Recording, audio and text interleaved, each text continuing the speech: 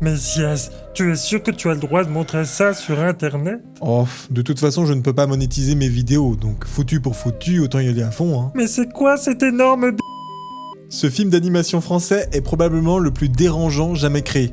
On a quasiment tous déjà eu peur devant un film d'horreur, mais est-ce que vous avez déjà ressenti une peur visqueuse? Celle qui vient d'un monde dérangeant, inquiétant, où les humains sont des animaux de compagnie. Oui, c'est très précis comme peur. Aujourd'hui, on ne va pas parler de 3D, on va parler d'un chef-d'œuvre qui a traumatisé des générations.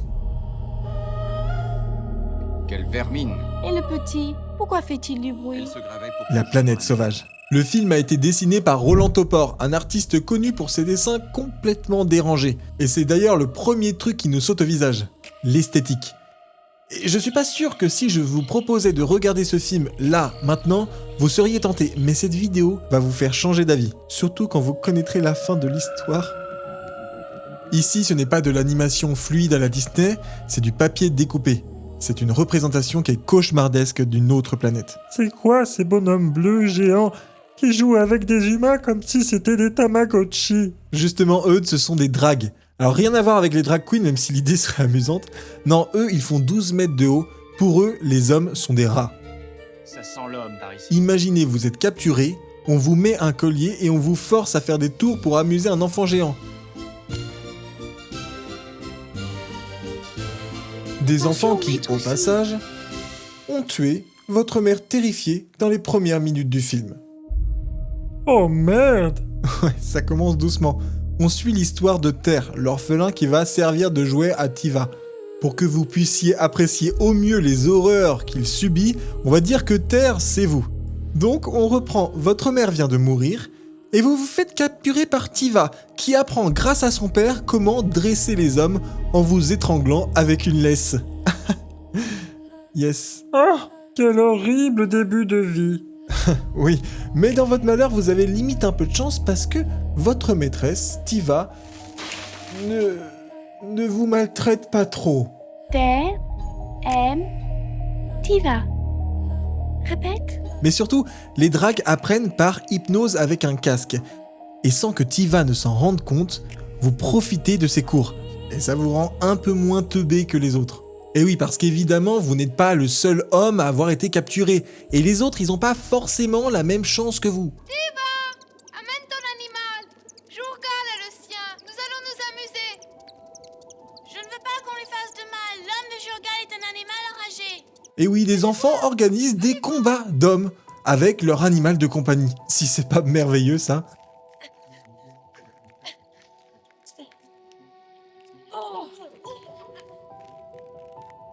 Tiva vous fait participer, mais comme vous êtes au-dessus de ça et que vous êtes intelligent, vous...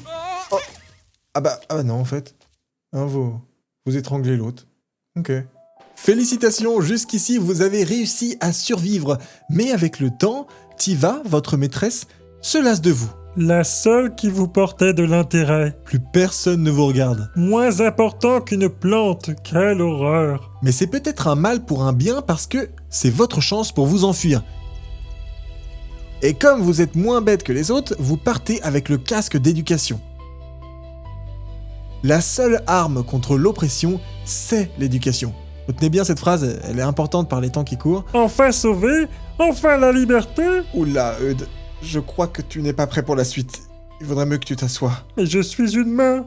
Ah oui, désolé. Après un long chemin dans la nature, vous arrivez chez les hommes sauvages et vous découvrez un monde de cauchemars. La flore est vivante, agressive, des oiseaux cages fracassent d'autres oiseaux. Oh, et il y a aussi cette bestiole qui est très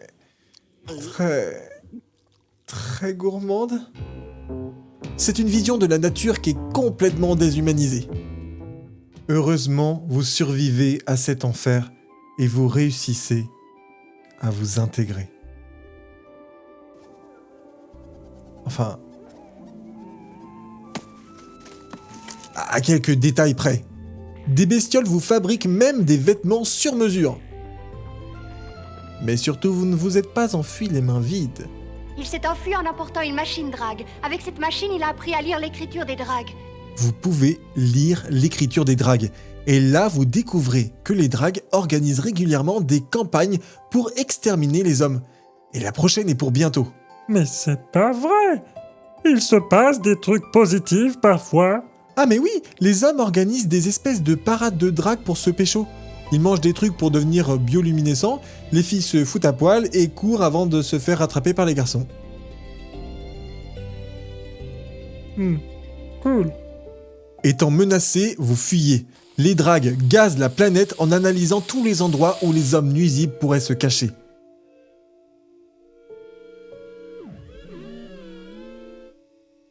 Des centaines d'hommes meurent.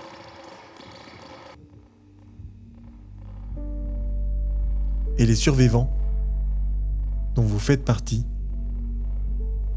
trouvent refuge dans un endroit éloigné, une vieille usine abandonnée. Ah, et il y a la vieille. Il faut partir. Il faut partir vite. Il faut. Qui meurt. Grâce au casque et à vos nouvelles connaissances, vous êtes en mesure de fabriquer des fusées qui vont vous permettre de vous casser de cet enfer. Enfin un dénouement heureux. Alors, Oh non, c'est pas vrai. disons qu'avec vos fusées, vous arrivez sur la planète sauvage, un satellite de la planète des dragues, sauf qu'il y a des statues. À ce moment, vous découvrez la vérité. Lorsque les dragues entrent en méditation, c'est pour engager un rituel de reproduction, disons, très collectif.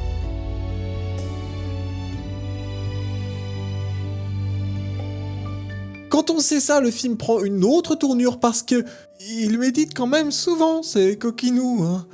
Et alors, dès l'enfance... Le jour était venu pour les enfants dragues de participer à leur première méditation. Oh, et en plus de ça, c'est en même temps que leurs parents. Mais qu'est-ce que vont faire les hommes? Grâce à vos fusées, vous tirez un rayon laser dans les statues qui se détruisent, Sans le savoir, nous avions trouvé le seul point vulnérable de la puissance des dragues. empêchant la reproduction des dragues.